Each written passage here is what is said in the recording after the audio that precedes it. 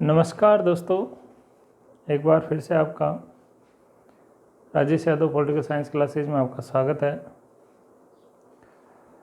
दोस्तों, जैसा कि हमने कल का जो वीडियो था उसमें हमने देखा कि राष्ट्रपति के पास में कार्यपालिका शक्तियाँ होती है और कार्यपालिका शक्तियों के अंदर हमने बात की थी प्रधानमंत्री और उसकी मंत्रिपरिषद की, और उसमें हमने देखा कि जो कार्यपालिका शक्तियाँ होती हैं वो संविधान के अनुच्छेद 52 से लेकर 78 तक इन शक्तियों का हमें उल्लेख प्राप्त होता है।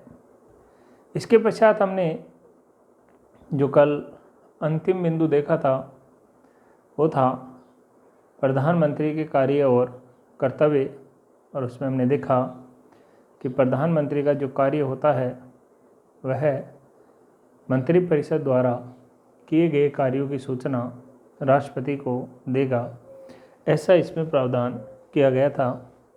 आज हम इसी सिलसिले को थोड़ा आगे बढ़ाते हैं।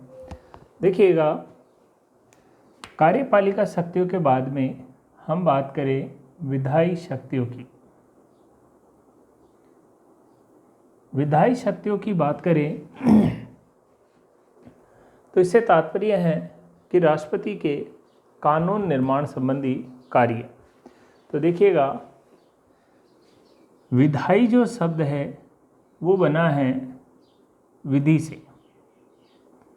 विधायी शब्द बना है विधि से, और विधि को हम हमारी भाषा के अंदर कानून के नाम से जानते हैं। अब देखिएगा, जो विधि है इसका निर्माण केंद्र स्तर पर जो संस्था करती है उसे संसद कहते हैं।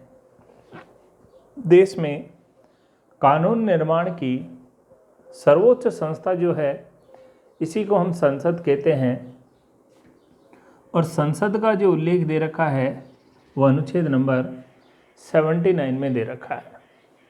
कल भी मैंने कहा था कि जो विधायिका से संबंधित अनुच्छेद आते हैं वो 79 से लेकर 122 तक आते हैं। तो इसलिए विधायिका से संबंधित अनुच्छेद 79 से शुरू होते हैं। अब संसद जो है वो 3 चीज़ों से मिलकर बनती है।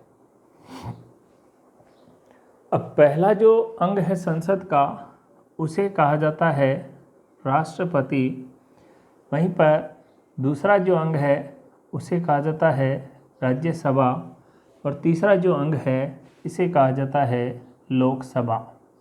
तो संसद 3 चीज़ों से मिलकर बनती है, जिसे हम राष्ट्रपति, राज्यसभा और लोकसभा के नाम से जानते हैं। देखिएगा, राज्यसभा जो है वो उसका उल्लेख अनुच्छेद नंबर 80 में किया जाता है। वहीं पर लोकसभा का जो उल्लेख है वो अनुच्छेद नंबर 81 में किया गया है। राज्यसभा का उल्लेख अनुच्छेद नंबर 80 में और लोकसभा का उल्लेख अनुच्छेद नंबर 81 में। तो हम सीधे सीधे कह सकते हैं कि संसद के अंग, तो देखिएगा संसद के अंग होते हैं राष्ट्रपति प्लस राज्यसभा और प्लस लोकसभा। इस प्रकार संसद के 3 अंग होते हैं राष्ट्रपति, राज्यसभा और लोकसभा। वहीं पर अगर संसद के सदन आपसे पूछे जाएं तो सदनों की संख्या होती है 2 और अंगों की संख्या होती है 3। तो सदन जो हैं वो है राज्यसभा प्लस लोकसभा। तो इस प्रकार संसद के 2 सदन होते हैं और संसद के 3 अंग होते हैं। संसद के 3 अंगों में राष्ट्रपति, राज्यसभा और लोकसभा को शामिल करते हैं। वहीं पर संसद के सदनों में हम राज्यसभा और लोकसभा को शामिल करते हैं। इसके पश्चात देखिए, बात करें हम, ये तो सदन और अंगों की बात है। इसके पश्चात देखिए, राष्ट्रपति के माध्यम से राज्यसभा के अंदर, राष्ट्रपति के द्वारा राज्यसभा में 12 सदस्य और लोकसभा में 2 सदस्य मनोनीत किए जाते हैं। राष्ट्रपति के द्वारा 2 सदस्य लोकसभा में और 12 सदस्य राज्यसभा में मनोनीत किए जाते हैं। तो हम जोड़ें इनको तो टोटल हो जाते हैं 14 सदस्य। तो सीधा सा सवाल बनता है कई बार, राष्ट्रपति संसद में कितने सदस्य मनोनीत करता है?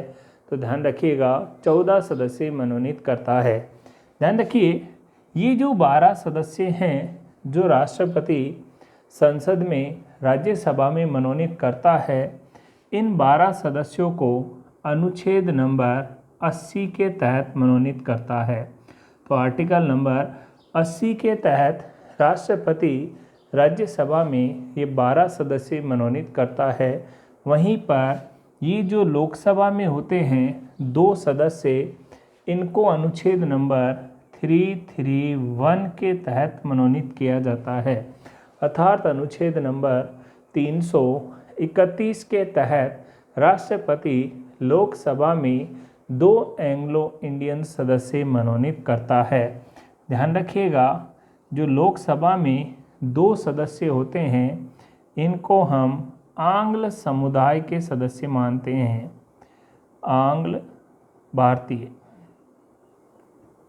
आंग्ल भारतीय समुदाय से एंग्लो इंडियंस के नाम से जानते हैं।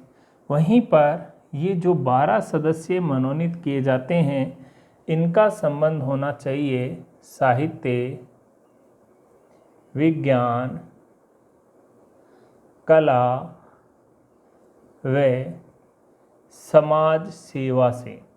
ध्यान रखिएगा जो राज्यसभा में राष्ट्रपति 12 सदस्य मनोनीत करता है इनका संबंध साहित्य, विज्ञान, कला और समाज सेवा से होना चाहिए। वहीं पर लोकसभा में जो 2 सदस्य मनोनीत करता है उनका संबंध आंग्ल भारतीय समुदाय से होना चाहिए। अब सुनिएगा ज़रा, देखिए वर्तमान के अंदर आंग्ल भारतीय समुदाय से संबंधित एक संशोधन किया गया है जिसे हम 126वां संशोधन के नाम से जानते हैं। 126वां जो संशोधन हुआ है, इस संशोधन के माध्यम से वर्तमान में लोकसभा में आंग्ल भारतीय सदस्य मनोनीत करने का प्रावधान समाप्त कर दिया गया है। अर्थात वर्तमान में लोकसभा में आंग्ल भारतीय समुदाय के सदस्य मनोनीत नहीं किए जाएंगे, ऐसा प्रावधान संविधान के 126वें संशोधन के माध्यम से किया गया है। तो दोस्तों अब तक हमने देखा विधायी शक्तियों की बात। विधायी शक्तियों में हमने सबसे पहले देखा कि राष्ट्रपति को विधायी शक्तियों का उल्लेख 79 से लेकर 122 तक आता है। वहीं पर विधायी शब्द विधि या कानून के नाम से जाना जाता है। केंद्र लेवल पे कानून बनाने का जो सबसे कार्य होता है वह संसद करती है। संसद का उल्लेख अनुच्छेद नंबर 79 में होता है। वहीं पर संसद 3 चीज़ों से मिलकर बनती है, जिसमें एक राष्ट्रपति, दूसरा राज्यसभा और तीसरा लोकसभा होता है। वहीं पर राज्यसभा का उल्लेख अनुच्छेद नंबर 80 में और लोकसभा का उल्लेख अनुच्छेद नंबर 81 में किया गया है। ध्यान रखिएगा दोस्तों, राष्ट्रपति के द्वारा राज्यसभा में 12 और लोकसभा के अंदर 2 सदस्य मनोनीत किए जाते हैं। राज्यसभा में 12 सदस्य अनुच्छेद नंबर 80 के तहत मनोनीत किए जाते हैं। वहीं लोकसभा में अनुच्छेद नंबर 331 के तहत 2 सदस्य मनोनीत किए जाते हैं। अर्थात कुल 14 सदस्य राष्ट्रपति संसद में मनोनीत करता है। ये जो 2 सदस्य होते हैं लोकसभा में, इन्हें आंग्ल भारतीय सदस्य या एंग्लो इंडियंस के नाम से जाना जाता है। इन्हें अनुच्छेद नंबर 331 के तहत मनोनीत किया जाता है। वहीं राज्यसभा में जो 12 सदस्य मनोनीत होते हैं उनका संबंध साहित्य, विज्ञान, कला व समाज सेवा से होना चाहिए। ध्यान रखिएगा वर्तमान में 126वें संविधान संशोधन के द्वारा एंग्लो इंडियंस को मनोनीत करने के प्रावधान को समाप्त कर दिया गया है। इसलिए वर्तमान में राष्ट्रपति संसद में केवल 12 सदस्य ही मनोनीत कर सकता है। अब वर्तमान में 14 सदस्य मनोनीत नहीं कर सकता है। क्यों? क्योंकि वर्तमान में लोकसभा में मनोनीत करने के प्रावधान को समाप्त कर दिया गया है। तो आशा करता हूँ समझ में आया होगा। नेक्स्ट देखिए दोस्तों, इसके पश्चात दोस्तों एक छोटी सी गलती हो गई है, आप प्लीज़ उसको सही कर लीजिएगा। थोड़ा सा निकल गया हाथ से, ध्यान रखिएगा। मैंने आपसे जब एमएलए का मत मूल्य का सूत्र बताया था, उस समय मैंने बताया था कि राज्य की जनसंख्या का आधार 1971 का वर्ष होगा और ये प्रावधान 84वें संविधान संशोधन 2002 द्वारा किया गया। तो दोस्तों ध्यान रखिएगा, यहाँ पर 2002 के स्थान पर आपको 2001 करना है। ये थोड़ा सा लिखने में हो गया था, इसीलिए इसका आप सुधार करिएगा। मानवीय भूल है, आप इसमें सुधार करके 2002 के स्थान पर 2001 कर लेना, और कोई दिक्कत नहीं है। कहाँ पर करना है? राष्ट्रपति का चैप्टर है। राष्ट्रपति के चैप्टर में हमने पढ़ा था एमएलए का मत मूल्य निकालने का सूत्र, और उसमें हमने पढ़ा था कि राज्य की जनसंख्या रखते हैं और ये 1971 का वर्ष रखा जाता है, और ये प्रावधान 84वें संशोधन के द्वारा किया गया। वहाँ पर मैंने 2002 लिखा था, 2002 के स्थान पर आपको 2001 करना है, इसलिए थोड़ा सा ये सुधार कर लेना, ठीक है। नेक्स्ट देखिए दोस्तों,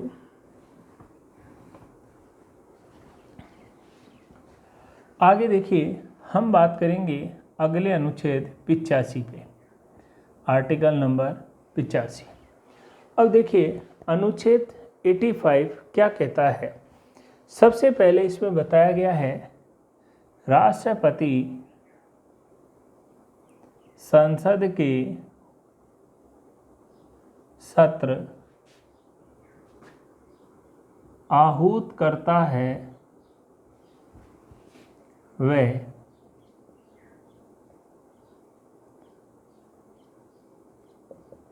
सत्रावसान करता है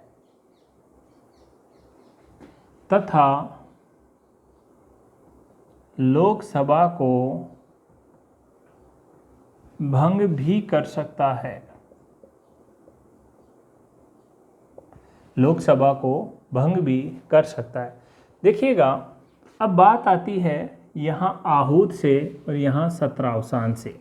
तो सीधी सीधी बात है, संसद के जो भी सत्र प्रारंभ होते हैं, आपको पता है बेसिकली संसद के 3 सत्र होते हैं। सबसे पहला सत्र होता है बजट, दूसरा होता है मानसून, और तीसरा होता है शरद, या फिर हम इसे शीतकालीन सत्र के नाम से भी जानते हैं। तो संसद का जो भी सत्र होगा, उस सत्र को आहूत करने से तात्पर्य है सत्र को बुलाना, यानी कि संसद के सत्र कौन बुला सकता है? तो आपका आंसर होना चाहिए राष्ट्रपति। वहीं पर कह रहा है जब संसद का सत्र पूरा हो जाता है तो सत्र का सत्रावसान करना होता है, और सत्रावसान से यहाँ पर तात्पर्य होता है सत्र को समाप्त करना।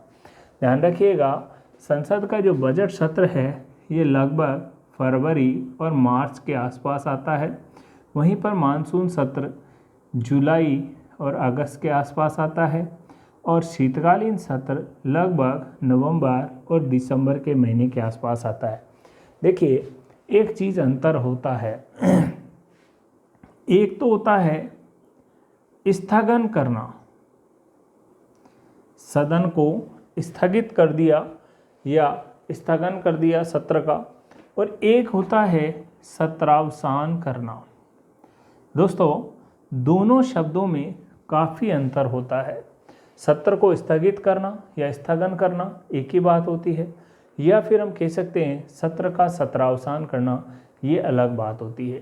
देखिएगा, स्थगन करने से तात्पर्य होता है सत्र की जो बैठक है उसको आज के लिए समाप्त करके अनिश्चित काल के लिए समाप्त कर रहे हैं, यानी कि 1 दिन, 2 दिन, 3 दिन, 4 दिन के लिए हमने बैठक को स्थगित कर दिया है और वापस से बैठक शुरू हो सकती है। अर्थात यदि संसद का सत्र स्थगित हो गया और यदि कोई बिल लंबित है तो ऐसी स्थिति के अंदर उस बिल के ऊपर वापस से चर्चा की जा सकती है। परंतु यदि सत्र का सत्रावसान हो गया तो ऐसी कंडीशन के अंदर सत्र समाप्त होता है। अब तो सत्र अगले सत्र में ही शुरू होगा, यानी कि नेक्स्ट जो भी सत्र आएगा उसी में सत्र शुरू होगा। यदि बजट सत्र है और उसे सत्रावसान कर दिया है तो अब अगला सत्र मानसून ही आएगा। लेकिन यदि बैठक को स्थगित किया गया है तो 2 दिन 3 दिन के पश्चात, जितने दिन के लिए अनिश्चित बैठक की गई है उसके पश्चात वापस से बैठक शुरू हो जाएगी और किसी प्रकार के बिल पे किसी प्रकार का कोई प्रभाव नहीं आएगा। ये थोड़ा सा ध्यान रखिएगा। तो ध्यान रखिएगा यहाँ पर, तो संसद के सत्र को बुलाना और संसद के सत्रों को समाप्त करना दोनों ही कार्य राष्ट्रपति के माध्यम से किया जाता है। वहीं पर कहा गया है कि राष्ट्रपति के माध्यम से लोकसभा को भी भंग किया जा सकता है। यह भी अनुच्छेद नंबर 85 में ही बताया गया है। यहीं पर देखिए दोस्तों, संसद के जो सत्र होते हैं, संविधान के अंदर स्पष्ट कहा गया है कि 1 वर्ष में कम से कम 2 सत्र होना अनिवार्य है। यानी कि वैसे तो बेसिकली 3 होते हैं, परंतु यदि किसी कारणवश यदि 3 सत्र नहीं हो पाए तो ऐसी स्थिति के अंदर कम से कम 2 सत्र होना अनिवार्य है। और यदि 1 वर्ष में 2 सत्र ही हो पाते हैं तो इन 2 सत्रों के मध्य अधिकतम जो अंतराल होता है वह 6 माह का हो सकता है। तो ध्यान रखिएगा, 1 वर्ष में कम से कम संसद के 2 सत्र होना अनिवार्य है और संसद के 2 सत्रों के मध्य अधिकतम जो अंतराल पाया जाता है दोस्तों, वो अधिकतम अंतराल 6 माह का पाया जाता है। इसके पश्चात देखिए नेक्स्ट अनुच्छेद पे बात करते हैं। अगला अनुच्छेद हम यहाँ पढ़ेंगे 87। देखिएगा 87 हमें क्या कहता है, सुनिएगा ज़रा।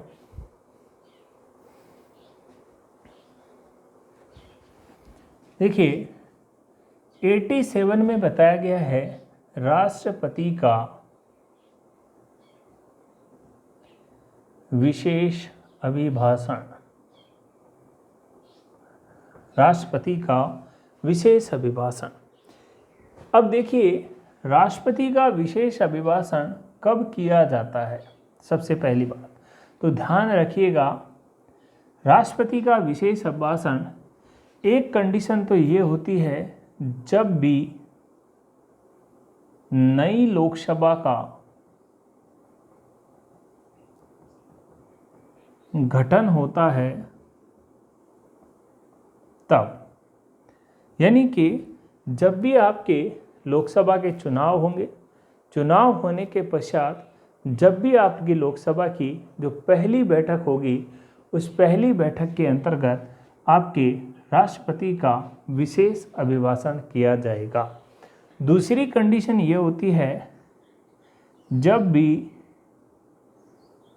संसद का नया वर्ष प्रारंभ होने पर, जब भी संसद का नया वर्ष प्रारंभ होने पर। देखिए दूसरी कंडीशन जो बताई गई है वो ये कही गई है कि जब भी आपके संसद का नया वर्ष या नया सत्र शुरू होगा, यानी कि मान लो दिसंबर के अंदर आपका वर्ष पूरा हो गया, जनवरी के पश्चात नया वर्ष शुरू हो गया, तो नए वर्ष के प्रारंभ में जो भी सत्र सबसे पहले आएगा, राष्ट्रपति उस सत्र के दौरान अपना विशेष अभिभाषण करेगा। परंतु ध्यान रखिएगा, जब दूसरी बार विशेष अभिभाषण करता है तो उसमें थोड़ा अंतर होता है। और अंतर क्या होता है, इस विशेष अभिभाषण में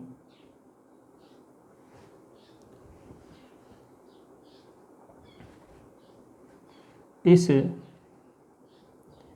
विशेष अभिभाषण में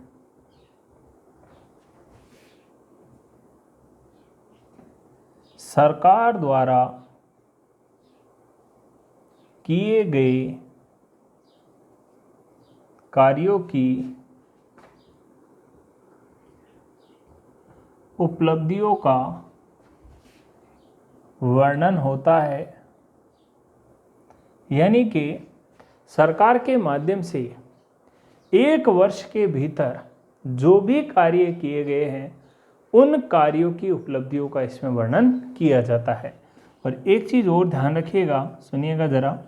बताया गया है कि इस विशेष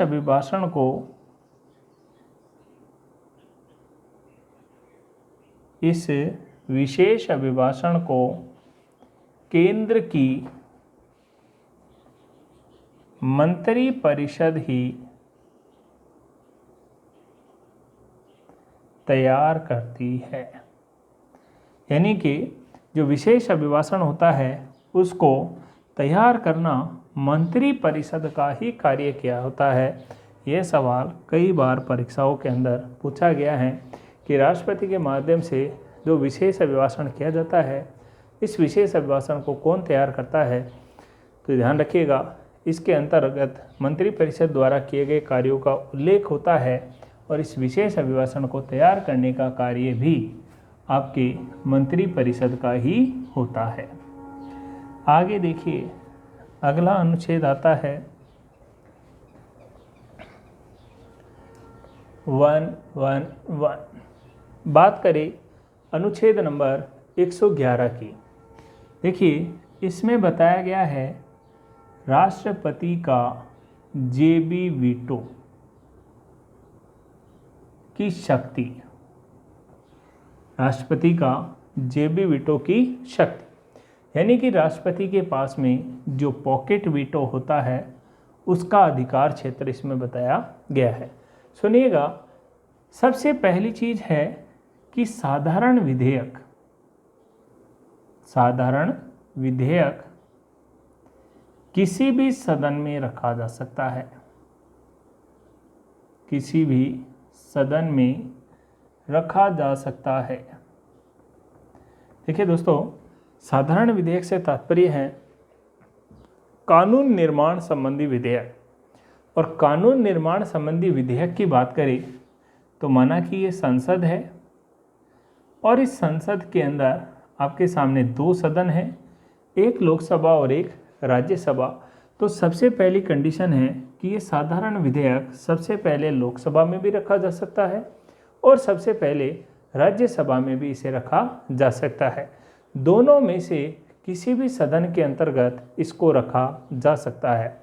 अब देखिए, यदि लोकसभा और राज्यसभा ने यदि इस विधेयक को सामान्य बहुमत से पारित कर दिया, सामान्य बहुमत से पारित, यदि साधारण विधेयक को लोकसभा और राज्यसभा ने दोनों ने अपने सामान्य बहुमत से पारित कर दिया तो विधेयक इसके पश्चात राष्ट्रपति के पास आ जाता है। जब लोकसभा राज्यसभा किसी विधेयक को सामान्य बहुमत से पारित कर दे तो उसके पश्चात राष्ट्रपति को भेजा जाएगा। राष्ट्रपति के पास में यहाँ पहली कंडीशन है कि राष्ट्रपति उस बिल के ऊपर अपने हस्ताक्षर करे, यानी कि बिल को लागू करे, उस पर हस्ताक्षर करे। हस्ताक्षर नहीं करे तो राष्ट्रपति का अधिकार है एक बार पुनर्विचार के लिए लौटा दे। हस्ताक्षर नहीं करता है तो उस बिल को एक बार पुनर्विचार के लिए लौटा सकता है। देखिए, जब राज्यसभा और लोकसभा किसी बिल को सामान्य बहुमत से पारित कर रही है तो राष्ट्रपति के पास गया, राष्ट्रपति हस्ताक्षर करे, बात ही नहीं है।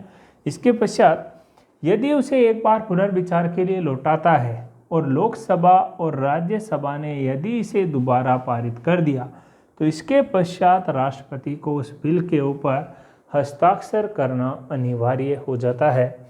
और थर्ड कंडीशन होती है कि राष्ट्रपति उस बिल पर न हस्ताक्षर करे न वापस लौटाए और उस बिल के ऊपर जेबी वीटो का प्रयोग करे तो इसी को राष्ट्रपति की जेबी वीटो की शक्ति कहा जाता है। अब आप कहेंगे सर जेबी वीटो क्या होता है? देखिए, जब लोकसभा और राज्यसभा किसी बिल को राष्ट्रपति के पास भेज रही है तो उस बिल के ऊपर कहीं भी समय नहीं होता है कि राष्ट्रपति को 1 माह, 2 माह, 4 माह या 6 माह के भीतर उसे हस्ताक्षर करके अधिनियम का रूप देना होगा। ऐसा कहीं भी उसके ऊपर प्रतिबंध नहीं है। अर्थात राष्ट्रपति उस बिल को ले लेता है और अपने पास रख लेता है। जब किसी बिल के ऊपर इस प्रकार का प्रयोग करता है तो उसी को राष्ट्रपति के जेबी वीटो के नाम से जाना जाता है।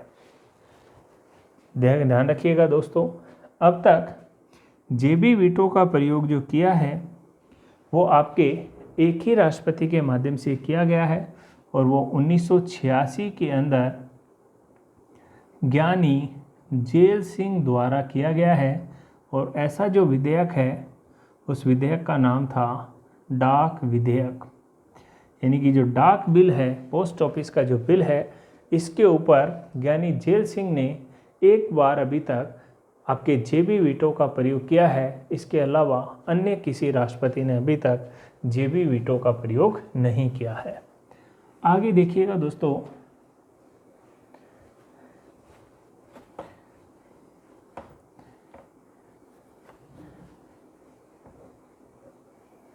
हमने एक अनुच्छेद बीच में छोड़ दिया, सुनिएगा ज़रा।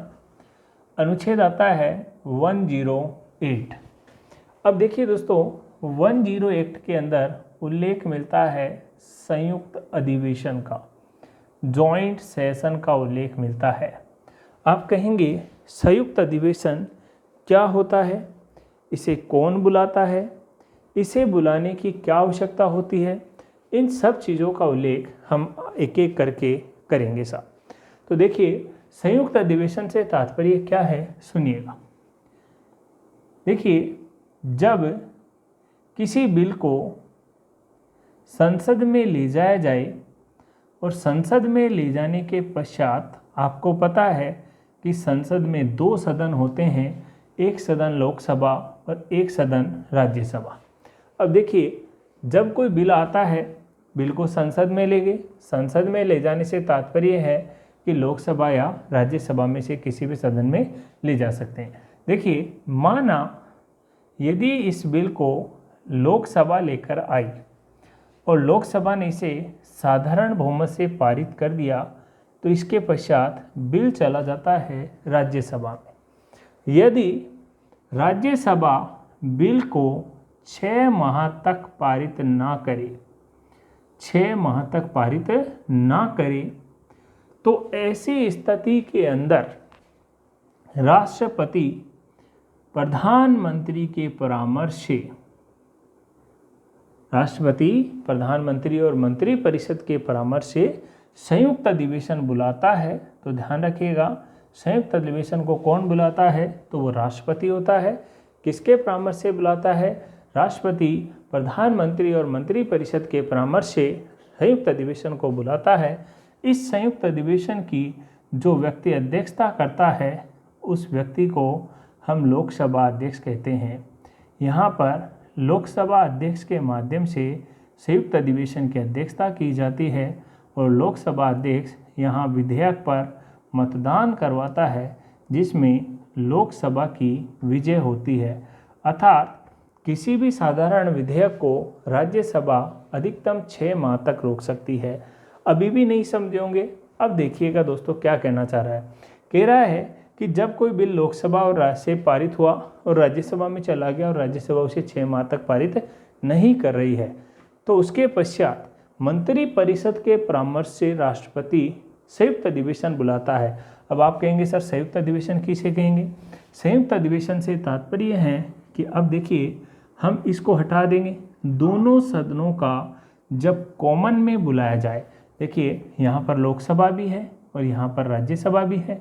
अब दोनों सदनों से अलग अलग पारित करने की आवश्यकता नहीं है, दोनों सदन एक साथ यहाँ मौजूद है, अर्थात हम लोकसभा और राज्यसभा दोनों को यहाँ पा रहे हैं।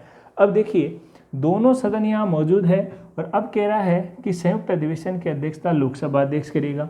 जबकि देखिए एक तरफ राज्यसभा का अध्यक्ष भी तो है, लेकिन फिर भी अध्यक्षता कौन कर रहा है? लोकसभा अध्यक्ष। और अब यहाँ पर दोनों सदन कॉमन होने के पश्चात लोकसभा अध्यक्ष क्या करवाएगा? मतदान करवाएगा। और मतदान में किसकी जीत होगी? लोकसभा की, क्योंकि लोकसभा की सदस्य संख्या अधिक होती है और इसी कारण से संयुक्त अधिवेशन के अंदर लोकसभा की जीत होती है। अर्थात राज्यसभा किसी भी साधारण बिल को 6 माह से अधिक तक पारित होने से नहीं रोक सकती है। अर्थात साधारण विधेयक को राज्यसभा अधिकतम 6 महीने के लिए रोक सकती है। ध्यान रखिएगा, संयुक्त अधिवेशन का जो प्रावधान लिया है हमने, वो ऑस्ट्रेलिया के संविधान से लिया है। अर्थात संयुक्त अधिवेशन का जो उल्लेख है वो हमने ऑस्ट्रेलिया के संविधान से ग्रहण किया है। नेक्स्ट देखिएगा दोस्तों, अब तक हमारे संविधान में 3 बार संयुक्त अधिवेशन बुलाए गए हैं। सबसे पहली बार 1961 में, इस समय हमने दहेज निषेध एक्ट ये पारित करवाया। दूसरी बार हमने 1978 में बुलाया, इसके तहत हमने बैंकिंग सेवा एक्ट पारित किया। और थर्ड टाइम हमने 2002 में पारित किया और इसके माध्यम से आतंकवादी सुरक्षा कानून पोटा पारित किया।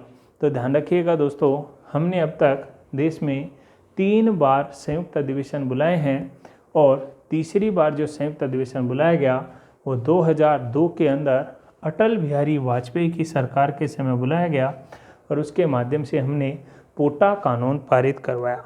इस प्रकार दोस्तों हमने देखा कि संयुक्त अधिवेशन किस प्रकार से बुलाया जाता है, संयुक्त अधिवेशन की अध्यक्षता कौन करता है, संयुक्त अधिवेशन क्यों बुलाया जाता है, ये हमने देखा। और अभी तक 3 बार संयुक्त अधिवेशन बुलाए गए हैं। आशा करता हूँ समझ में आया होगा। इसी के साथ दोस्तों आज विराम लेंगे। नेक्स्ट वीडियो में हम इसके आगे की घटनाएं चालू करेंगे और कल हम राष्ट्रपति की जो लगभग सामान्य शक्तियां हैं उनको कल पूरा कर लेंगे। उसके पश्चात हम आपातकालीन शक्तियों के ऊपर चलेंगे। धन्यवाद दोस्तों।